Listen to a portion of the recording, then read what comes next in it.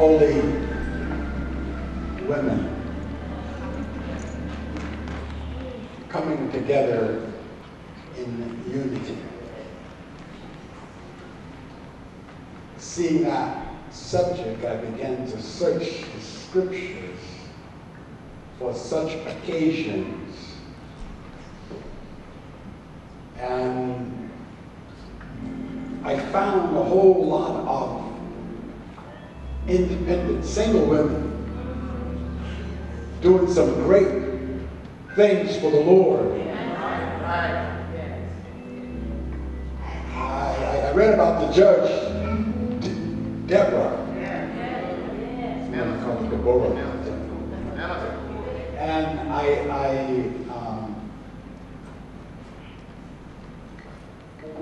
And how she used to sit under the palm tree all by herself. And judge all of Israel. And one day she called, I don't know if he's a general or not, and she told him that to take 10,000 men, go up into the mountain, and there he would meet the enemy. He said, I can't go unless you go with me. And she said, surely I'll go.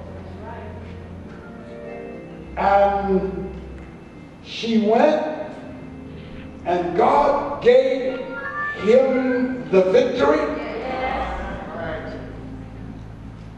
And not only did God give him the victory, there was another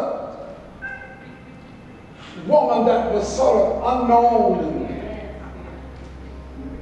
this king was running away, and she begged him to come into her tent. Got to be careful about that.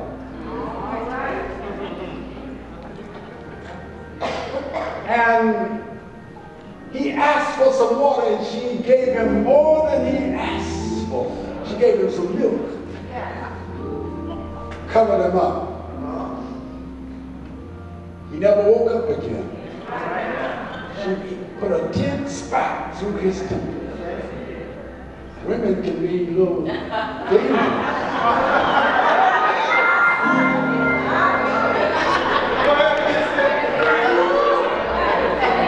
And I'm not talking about coming together. I'm talking about acting alone.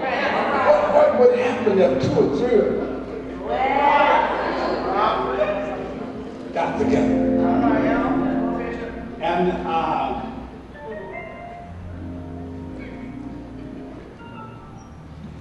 in order to come together, you got to be committed.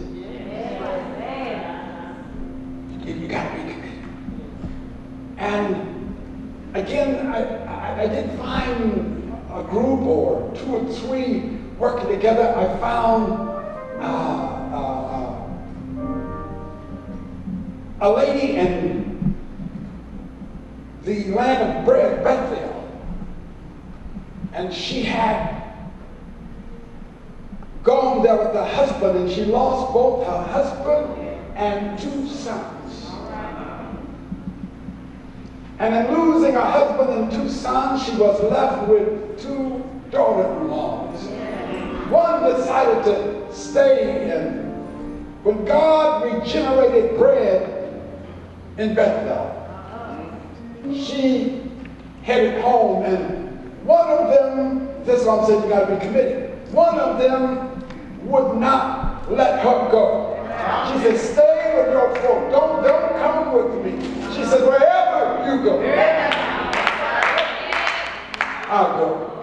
Your folk will be my folk.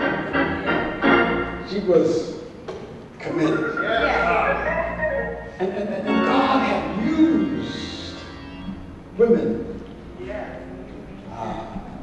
And I keep saying, if at least just one-on-one get to working together. When two got together, and that was Ruth and Naomi. Lord. Boy, he didn't stand a chance.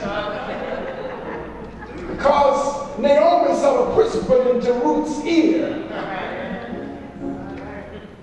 And I think it would be so nice and so good if the older, mature women of today would whisper into the ear of the younger women.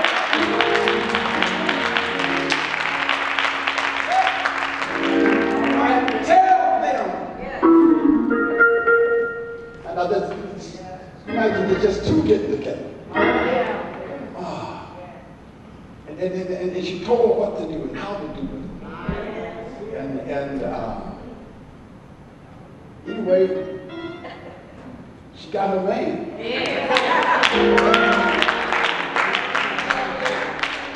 She got her man. And then you will find occasions wherein the prophet was,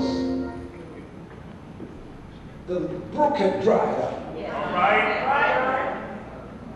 And again, a single woman working alone by herself. And God will use you if you let him. It's not how much you have or how much you don't have, just let him use you. And this woman of Zarephath, the widow, out picking up sticks to cook her last meal at the house. But because she was committed to the Lord and she obeyed him, all the preacher asked for was some water. And as she was telling him a story about, she didn't mind giving him some water, but when he asked for some bread, she had to testify to him. She had to tell him that I'm cooking my last cake. And then she obeyed. But because she obeyed, I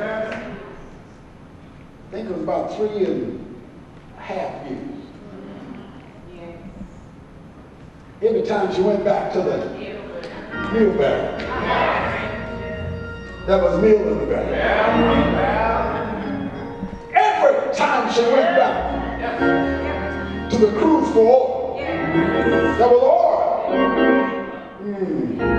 Because she obeyed the Lord. And I kept on reading and I kept on searching and praise the Lord, and I ran across Rahab, and then, but what I got into the New Testament, and it was a Friday afternoon. Jesus was hanging on the cross. And I'm not talking about one woman or two women. They had come together. And when women come together, they can do some mighty things.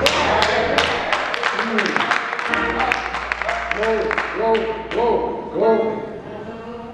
And these women, it was a little bit too late for them to finish doing what they needed to do. I don't know how much they talked to one another on the Sabbath, but one thing I do know, that on the first day of the week, early in the morning,